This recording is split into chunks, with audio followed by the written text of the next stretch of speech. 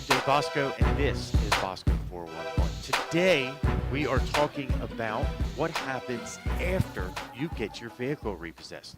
If you have a question you want answered on this show, please go to our Facebook page or go to our website, bosco411.com. So today, what happens after the vehicle is repossessed? Normally, what's going to happen is you're going to wake up in the morning and go, oh my gosh, guess what? The car is gone. You know what? I'm going to report the car stolen. So you're going to call the police department, and they're going to say, look, Joe, no, Richard, no. Your car was not stolen. Your car was repossessed by the repo man at about 2 o'clock, 2:30 in the morning, okay? A lot of people say, well, why are they going to do this in the middle of the night? Well, they do it in the middle of the night because they don't want to deal with you, because you're going to be this jacko out in the street.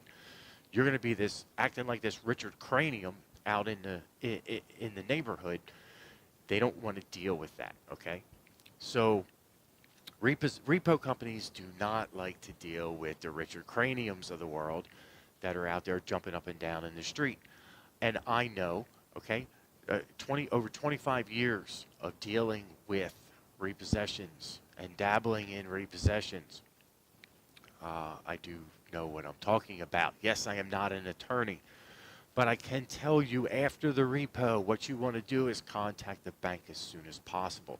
You're going to want to know where your vehicle is. You have the right to know where your vehicle is. I am talking today about the state of Delaware. And most states, with what I'm going to talk about after the repo, is pretty much valid in most states. But do check your laws or contact an attorney if you have that issue. Normally, what you will do is you will contact the bank. The bank will tell you where your vehicle is, what you owe, and they're going to ask you, why are you late? If you have hardships, okay, prior to this, you should have been in contact with the bank, like we discussed in the video prior. I'll put a link up here to the video. In Delaware, you have 15 days, okay? You have 15 days to come up with the cash, come up with the money to pay the bank. You want to try to do this as soon as possible because you're going to have storage fees accruing. You're going to have other fees that are attached. You'll want to get to the vehicle. If they've taken this vehicle and you weren't there, you're going to want to make sure that they get the keys to this vehicle and let the bank know, I'm going to the car, I'm going to give my keys because I have stuff that I need inside. I don't want to be charged for this key fee because they're going to charge you $200, $300. All depends on how much a key costs. With key fobs today, good Lord, everybody knows, like hundreds of dollars, okay? So always remember, hurry up. Don't wait. Find out what your payoff is. Try to do the best you can. After the 15 days, they're going to start the process to take this vehicle to auction. And most likely, this is going to be a dealer-only auction. Now, in Delaware, they do have some, we're going to call these second-hand lenders, okay? Subprime, okay? These lenders can go to a public auction, so you might even be able to purchase the vehicle back. But that process starts after 15 days. Most likely, they will start the actual sell process at 20. So anytime after 20 days, that vehicle will be sold, most likely. Do the best you can. When you contact the bank, try to make payment arrangements because these people are not going away. Okay, they're just not going to disappear off into the world. Now, if your vehicle is sold, let's say you owe $30,000. They sell the vehicle for $20,000 because you have to remember, you're not getting fair market value. You're getting wholesale for the vehicle. If you're getting wholesale for the vehicle, you're going to lose a butt ton of money on this. Trust me, I've seen it, okay? You owe $30,000, they're going to sell it for $20,000. You're going to owe $10,000. You have a repo fee in there, okay? That could be $500, $600. You got storage. You got a key charge because you were hard-nosed, didn't give them the keys. Transport fee to the auction.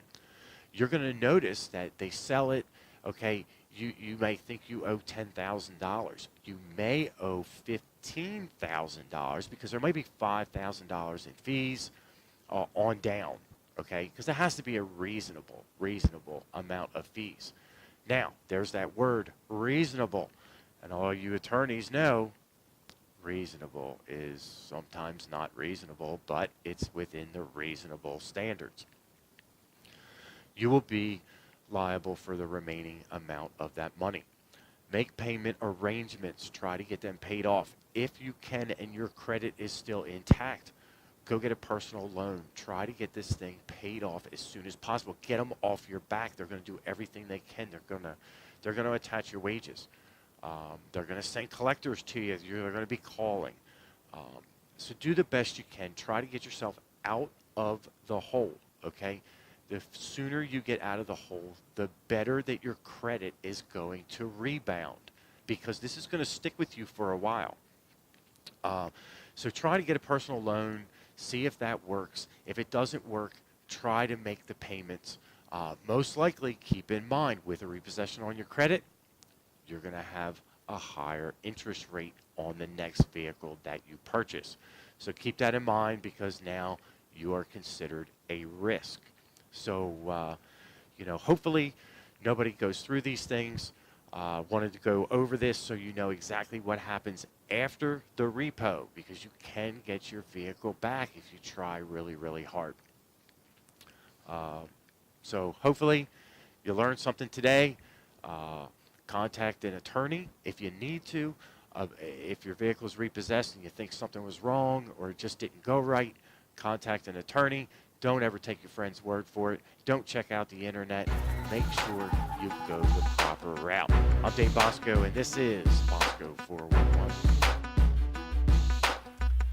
If you like that video, hit the subscribe button and check out the other videos on our channel.